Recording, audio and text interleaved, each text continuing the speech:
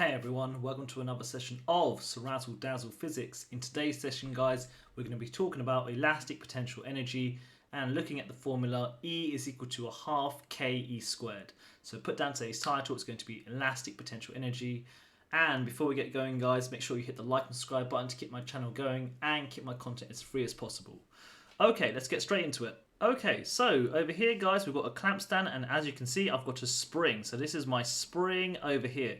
And let's label the original length. So nothing is attached to the spring, and obviously it has a length originally. This is called the original length. Let's put that down here. So L is going to be the original length over here.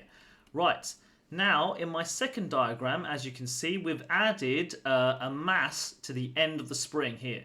So that mass is now applying a force. So a force is pulling that spring down here. Obviously, the spring has now increased in length.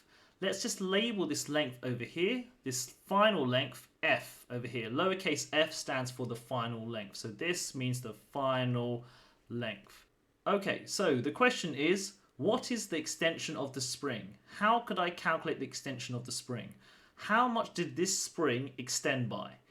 Right, so the extension of the spring can be calculated via the following method. The extension of the spring is going to be equal to the final length subtracting the initial length, so minus the initial length. There we go.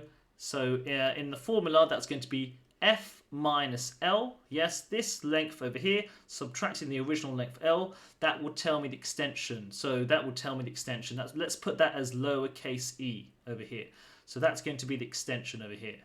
Right, so we now know that we have a spring, we've added a mass to it, and it has extended. I can draw it back on here. So look, if you want to see where extension is, that will be the original length L, and the extension will be this part over here. The extension will be this bit over here. Right, so from here, we know that the spring has extended a bit. So now there's a mass here, and it's pulling the spring down. The mass that is pulling that spring down, what is it actually doing? Well, think about it. It's transferring energy into the spring. It's transferring energy into that spring here. And now it has stored elastic potential energy. Because obviously if you take away that force very quickly, the spring will fly off. So this is the key thing. When you extend the spring, you have stored elastic potential energy. Okay, so let's put that down in words so we can look at it. There we go, guys. The elastic potential energy is the energy stored in a spring when extended or compressed. So obviously when you extend it or compress it, it is the energy stored. Right, so there's a formula to work out the elastic potential energy, and it's going to be the following. The elastic potential energy is equal to a half times by the spring constant times by the extension squared. In terms of symbols, we're going to say it's E for the energy. Sometimes they might put a lowercase e at the bottom to indicate it's going to be the elastic potential energy. That will be equal to half, and the symbol for the spring constant is going to be K, and extension is going to be E, and we're going to square that over here. Fantastic stuff. Now, don't forget, this is the symbols. You need to know the units. Energy is always measured in joules. The spring constant is going to be measured in newtons per meter. And the extension of the spring should be measured in meters. Usually the questions try and sneak in a centimeter into here, so obviously make sure you can convert that into meters when you're solving the problem. Okay, so that's the formula. Let's try a couple of questions in which we use that formula and see how it goes.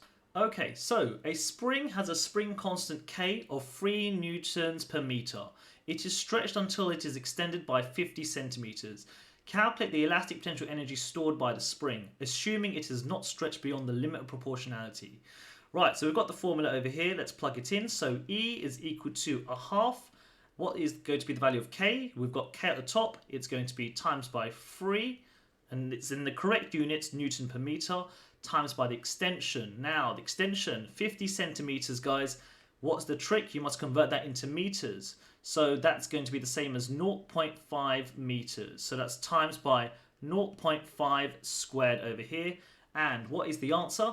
I'm getting the value of the energy stored going to be 0.375 joules here.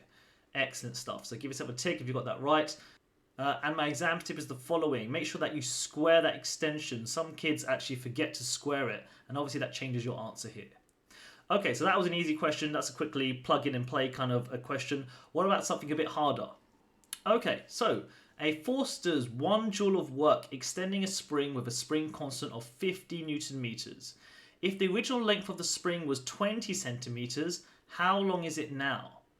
Right, so this one's a bit difficult. You've got to be able to read it carefully.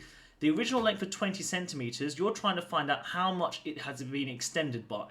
So let's find out the extension. So we know the formula is going to be the energy is equal to a half K E squared. Yes? Now let's try and find the extension.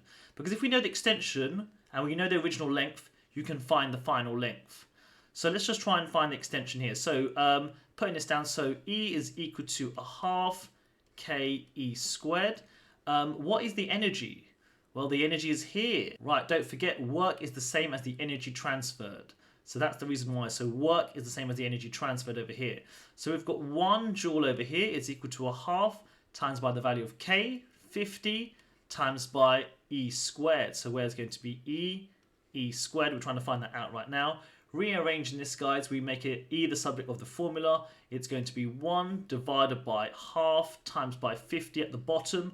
I've put them both at the bottom here is equal to E, and I'm going to square root the whole thing, everyone, over here. Do that in the calculator. What do we get? I'm getting the extension, guys, as going to be equal to 0.2 meters.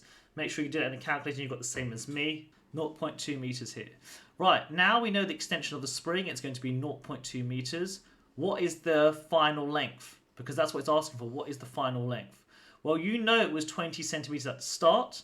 So the original length is going to be equal to 20 centimeters, or don't forget in meters, 0.2 meters.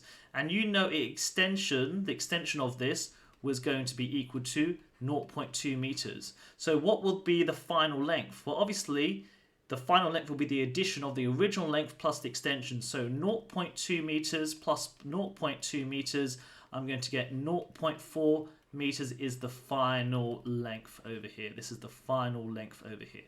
And make sure that you can rearrange this formula. If you don't like it that I rearranged it with numbers, you can do it with letters first. So if you want to, you could do E is equal to a half K E squared. You take then E divided by half K is equal to E squared. And obviously, therefore, you take the square root of this. Therefore, E is going to be equal to the square root of 2E divided by K.